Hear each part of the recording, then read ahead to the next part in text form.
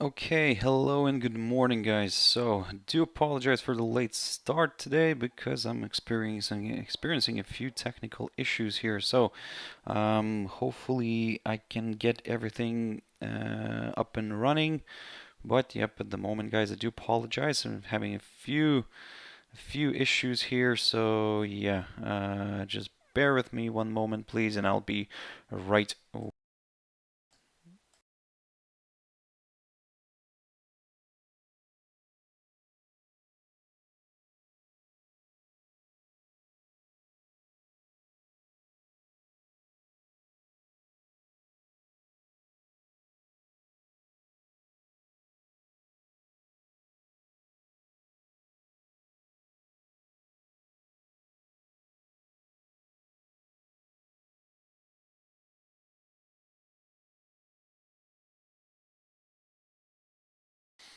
Okay, guys, I think just gonna start like this. So I do apologize for the kind of the not the usual in introduction, but like I said, I'm struggling here with my computer a little bit. So yep, guys, I hope you're having a wonderful day today.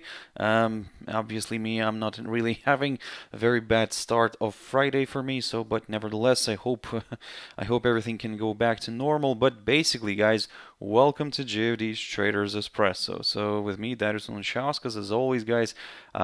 Before we kind of jump into the charts, just a quick mentioning of our JFD YouTube channel, to which you can always subscribe to in order not to miss any of our upcoming videos, of course, and our JFD Bank website here, and specifically, yep, our JFD research page, which we also update on a daily basis. So, yep, feel free to visit us here on jfdbank.com, and yep, click on the research tab right there on the top, guys. So, just bear with me. Yep. So hopefully this can start. But to be honest, I think that's already not something that. Let me just bear with me one moment, guys. So just wanted to jump into the charts kind of before and kind of we need to go through the risk disclaimer as well. So I'm kind of trying to start that up. So yep, just before bear with me one moment. So yep. So yeah, there's the risk disclaimer. So the content we produce does not constitute investment advice or investment recommendation, should not be considered as such, and does not in any way constitute an invitation to acquire any financial instrument or product. So as always, I'll give you a few seconds to read the rest, and we can continue.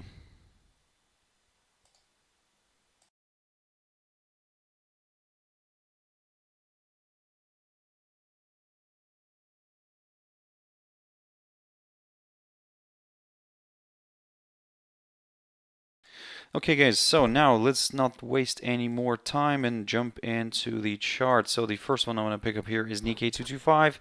To be honest, this week has not been a very exciting one for Nikkei, and as you can see, we've remained above the 21-day EMA and in general above all of the EMAs, but basically, we are still stuck below below this downside line and below this upside line right here. And yeah, for now, to be honest, I mean, to look at the upside, well, I mean, we're not really getting any comfortable signals here in order to consider the upside. The same story is for the downside as well. We're not really getting any comfortable signals for the downside because again, for the downside, I would need to see somewhere a drop below the 28,710 territory in order to continue aiming lower. But for the upside, I need to see at least a push above the current highest point, or actually not the current, but already the highest point of this week near the 29,241 zone. So maybe this is going to be something that we will keep an eye on for next week. The index is already closed for the week, so yep, let's see what if we can squeeze something out of this one going into next week. Because again, this week it was a little bit flat here, so maybe finally we could see maybe a stronger move in either direction. So yeah, we'll keep an eye on some of these levels. Shanghai Composite. Still trading just for another 50 something minutes, I think, or actually already less than 50 minutes. But Basically, quick update on this one. Yes, we managed to stay above the upside support line here, taken from the low the 11th of May. So in a way, everything's kind of looking quite nice here. But yeah, we're struggling with this 3,626 territory. I talked about this one previously, and basically we need to see a clear break through that barrier in order to get a little bit more comfortable with the upside. So so far we're not really getting that, and we're not really getting a move lower. So that's why we will also take a neutral stand. Well, I would say cautiously bullish because we're still above this upside line, but we need that confirmation break first. Now jumping into the DAX, and yeah, I mean the German index drifted lower yesterday. It pushed below and stayed below this upside line, this short-term upside line taken from the low of the 27th of May. So we can actually get rid of it now. We no longer need it. And now the next scenario here is a possible scenario, of course, that maybe if this area here holds together with this upside line taken from the low of the 13th of May, together with this 21-day EMA right here. So if all this provides good support, then yes, a nice rebound here could be possible.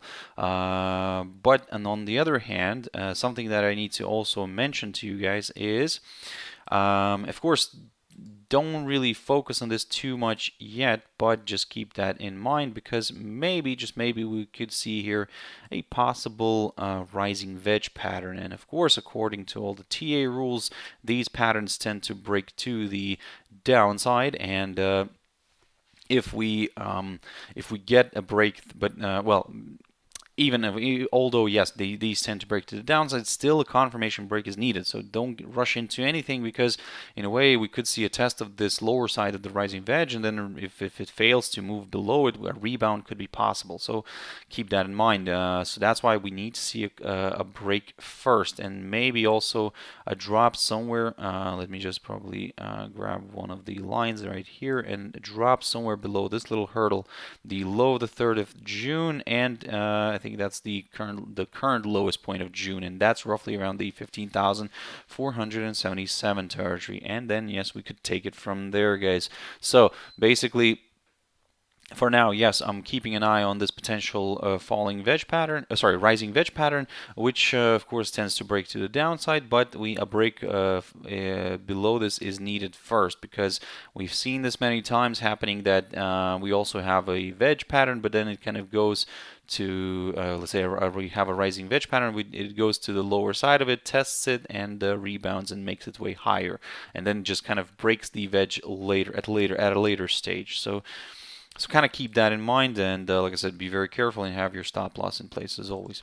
DXY dollar index, so drifting a little bit to the downside again, and yeah, yesterday we failed to stay above the 19.23 territory, above this 21-day EMA, and yep.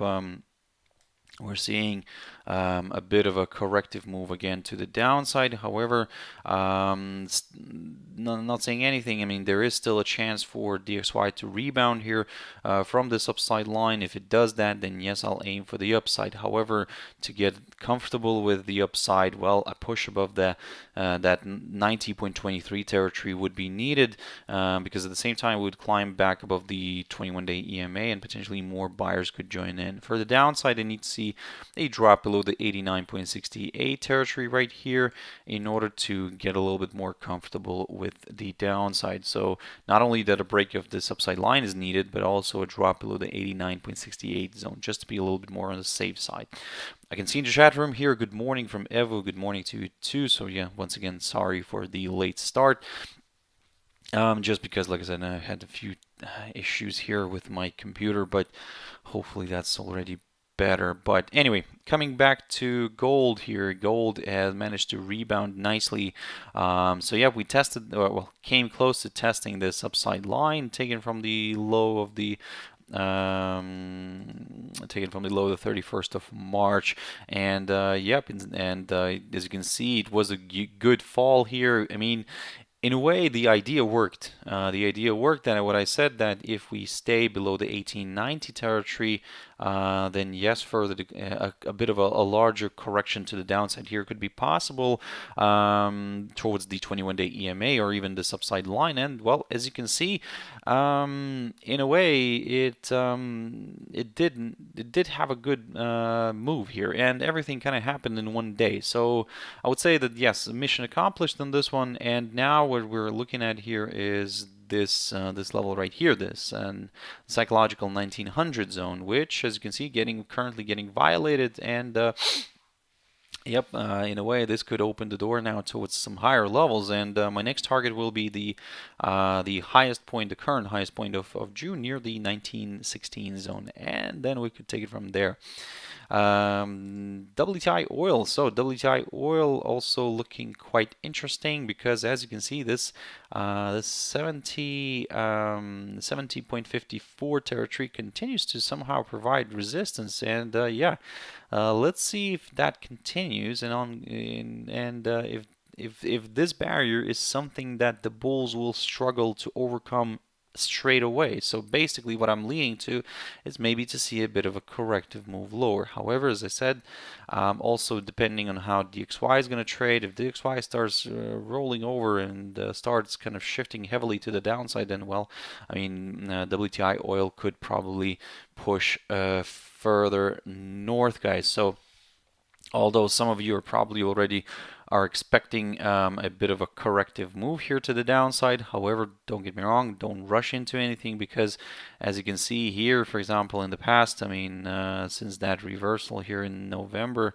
yep, we are not only in November, sorry, in more of a end of April, beginning of May, and yep, you can see it climbed higher, and here, for example, it was also moving nicely to the upside, and everybody was expecting maybe for a bit of a correction. It did happen, but it only happened up towards the 21-day EMA. It found support here and then rebounded again and pushed higher. So again, something like this could happen, but to be honest, like I said, if DXY starts shifting heavily to the downside, then well, WTI oil could push further north. And by further north, I mean my next target will be somewhere around the 72.41 zone. And just to show you what that level was in the past, that's the high of the 17th of October of 2018, guys. Now Bitcoin. So Bitcoin is yeah, it's stuck. So far the the downside line. This one is providing resistance. Yesterday we saw a hold up here near this downside line near the 21-day EMA. Today we're still seeing that hold up, and yeah. So I mean, let's see if this idea that I mentioned previously, that if the the crypto rebounds here higher, it may end up testing this downside line, which I said that in the beginning of this week.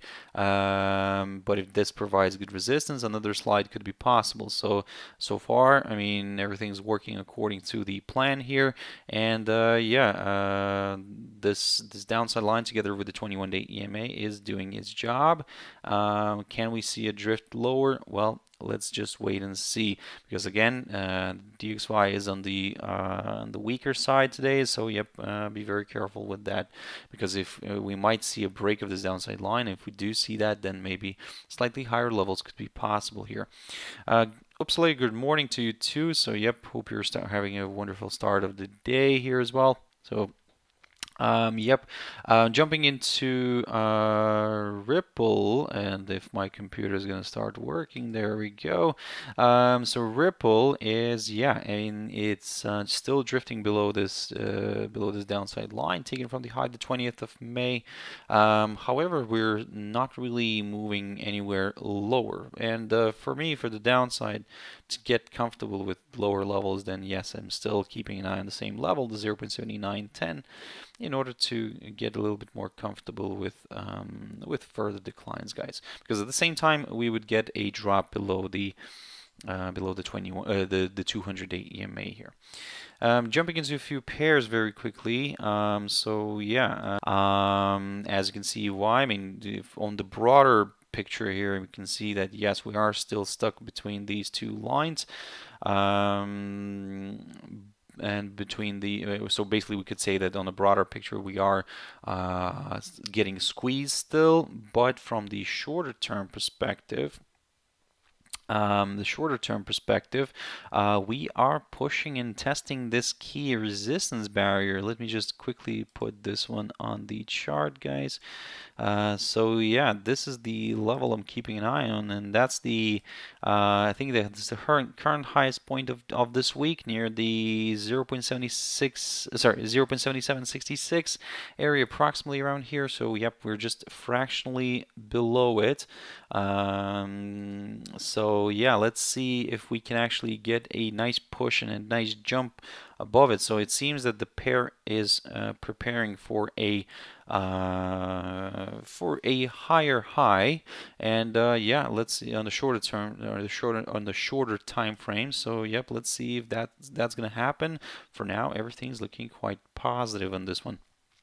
Now, USD so haven't looked at this one for quite a while, but so far it seems that it's respecting this downside line. Well, kinda. This downside line is taken from the highs of the 7th of April. I've drawn this one previously. I had this this upside line as well, which we can get rid of actually as well. So not as well, but just can get rid of it.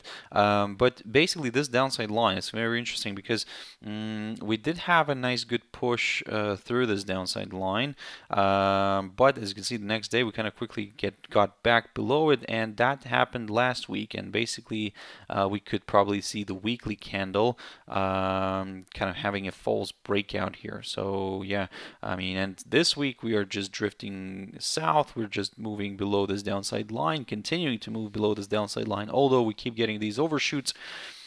But at the end of the day, the pair is coming back and staying below this downside line. So now what I'm looking at here is this 0.89, this level right here, the 0.8933 territory, approximately around here. Yes, that's the low of the 19th of February. And yep, I mean, I said to you previously that for me to consider the downside, I need to see a nice good move below that level. And not only a break, but also the daily candle staying below that level, because well, we got a bit of a false breakout here on Wednesday. But yep, as you can see, we've traveled back up above this area. So basically, long story short, for now, yes, I'm leaning a little bit more towards the downside on this one, but I would like to see that daily candle staying below this hurdle in order to get comfortable with further declines, maybe even going into next week. Now, GBP Aussie, very quickly on this one. I talked about this one in my Trader's Tea Time yesterday, and basically I said to you, keep your eyes on this upside line, and that's the reason why, because as you can see, we broke it yesterday, we drifted below some of these levels, but we quickly climbed back above it and stayed above it. So, in a way, it seems that the pair is not really willing to give up here, and it's not really willing to. The bulls are not really willing to flee the field. So yeah, for now we're gonna keep an eye on it. We did get the UK's GDP numbers today, the month-on-month GDP number, which improved. So the previous number was 2.1, the forecast was 2.2, and the actual number came out at 2.3. So yeah, I mean, quite a decent result here, but in terms of other data from the UK, like the industrial manufacturing and the manufacturing production, all these figures didn't really perform well. So yeah, that's a bit of a downer here.